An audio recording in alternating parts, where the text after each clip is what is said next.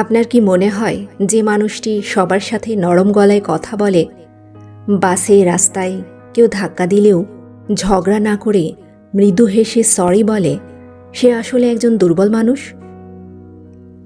আমাদের সমাজে একটি বড় সমস্যা হলো কি জানেন? আমরা অহংকারকে স্মার্টনেস মনে করি আর ভদ্রতাকে মনে করি দুর্বলতা। কিন্তু আসল সত্যিটা সম্পূর্ণ উল্টো। আজ আমরা জানব একজন সত্যিকারের ভদ্র মানুষের 4টি বৈশিষ্ট্য নিয়ে, যা প্রমাণ করে ভদ্রতা কোনো দুর্বলতা নয়, বরং এটি একটি শক্তি। 1. যারা ভদ্র হয় তারা কখনো রিয়্যাক্ট করে না, রেসপন্ড করে। একজন বোকা বা দুর্বল মানুষ খুব সহজেই রেগে গিয়ে চিৎকার করতে পারে, জিনিসপত্র ভাঙচুর করতে পারে, কিন্তু একজন ভদ্র মানুষ চরম উত্তেজনার মুহূর্তেও নিজেকে শান্ত রাখেন। তারা রাগের মাথায় ভুল সিদ্ধান্ত নেন না। এই আত্মনিয়ন্ত্রণই তাদের সবচেয়ে বড় শক্তি। 2. তারা অন্যকে সম্মান দেয়, কিন্তু নিজের আত্মসম্মান বিসর্জন দেয় না।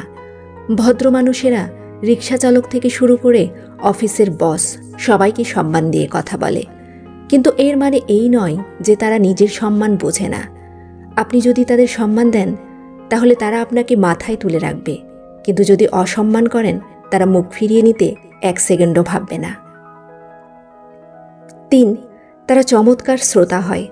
ভদ্র মানুষেরা কখনো নিজের ঢাক পেটায় না। তারা অন্যের কথা মন দিয়ে শোনে এবং বোঝে।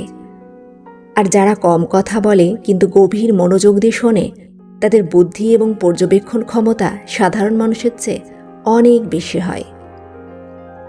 4. তারা বেশ স্পষ্টভাষী হয়। ইনিয়ে বিনিয়ে কথা না বলে তারা পরিষ্কারভাবে সব সময় সত্যটা বলে। তাহলেই বুঝতে পারছেন, ভদ্রতা একটি চয়েস, একটি উন্নত রুচির পরিচয়।